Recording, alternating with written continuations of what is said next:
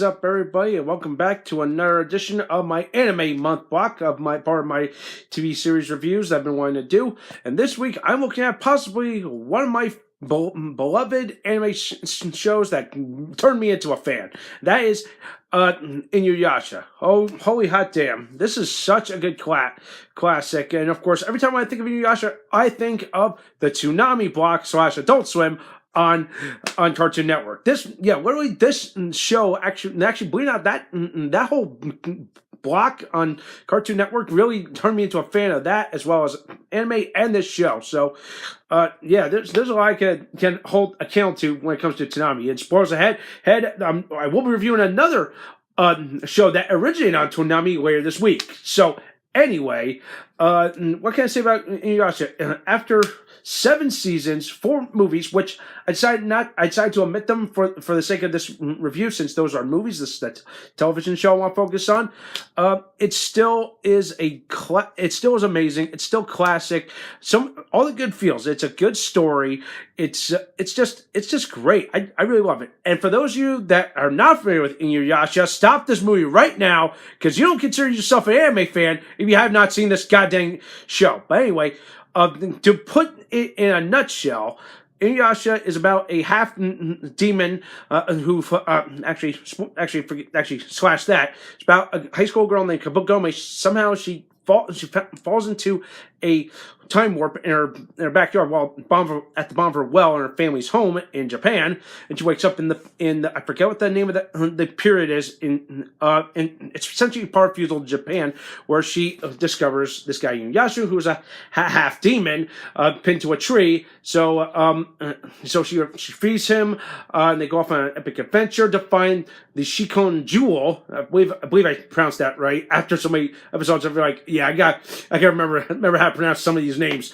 Jeez, it's the Shikon Jewel. Somehow gets destroyed and shatters into so many pieces, and yet somehow gets scattered across the entire kingdom. And by the entire kingdom, I mean the entire Japan, which believe it or not, blows my mind, because I'm like, Japan's a big country. Well, if you kind of think about it, in the sense of that, it's like whole scale. I'm like, oh, okay, yay. So essentially, they have to go off, find all the Shikon jewels, and of course battle the evil Naraku, which is a whole different level of evil, which, oh my god, I don't want to give too much away about this character, okay? It's just, and like, seriously, all these great characters have some great depth, some great backstory. This is what makes a good anime, is of how well written most of these characters are. They're 3-dimensional. They're great. Sometimes I can find Kagome annoying, but she really is a strong female anime heroine. Yeah. Let's see. Not much else I can say, but it's still a fun show. I can't believe they were able to squeeze 7 seasons out of it, and it's just amazing. Like, the final episode gave me all the feels, and it just made me go, aw, all the good stuff. But there is a lot of dark comedy moments I really love. Especially, spoilers ahead is especially when she tells Inuyasha to sit. Those jewels that her sister Kaede gave him. It's like every time he says sit, he just falls over. I love it.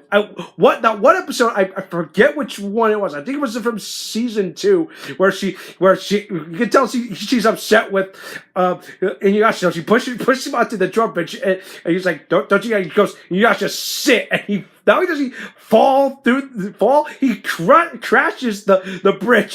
That moment made me laugh. I remember that. This is what I loved about the show. Yeah. And of course, the supporting cast characters I really enjoyed. Shippo, the little fox demon, I thought it was kind of cute. At first, I realized, oh, this guy can put up a fight. Even though I felt like he was like the weakest link of the whole ensemble of Kagome's friends, besides her, Inuyasha. You had Sango, you had Moroku, the guy with the wind tunnel in his hand. Which, of course, my God, I felt really bad for him. I'm like, this guy's eventually gonna die someday. But then eventually, the curse is lifted. Him and Sango, spoilers ahead, they get married. They have 3 kids by the season's end. And then eventually, somehow, Kagome marries Inuyasha. I'm like, okay, what the hell? But still, it was a good way to just say, okay, it's a great. Okay, everything is just all tied up. The evil's gone, locked away. The wish of the Shikon Jewel gone. All this other stuff. but it has so many ups and downs, so many feels. This is what truly makes an anime amazing, and I definitely recommend going back and watching them.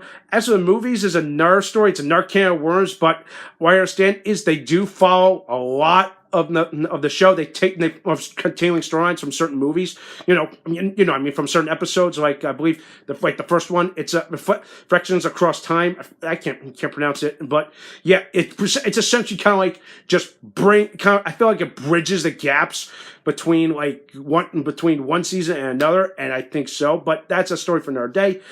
Maybe I'll save that for like a full length movie review or overall franchise reviews kind of thing. But anyway, overall, go find this show. You can probably find the first two seasons on Netflix. The rest can probably find on Prime. Maybe I'm not 100% sure, but definitely give it a watch. This show gives a double thumbs up for me for both good comedy, good story, and of course the good nostalgic feeling. Okay, so that does for tonight. I know what you think. Thumbs this video, subscribe to my channel, stay tuned for some more awesome, exciting videos.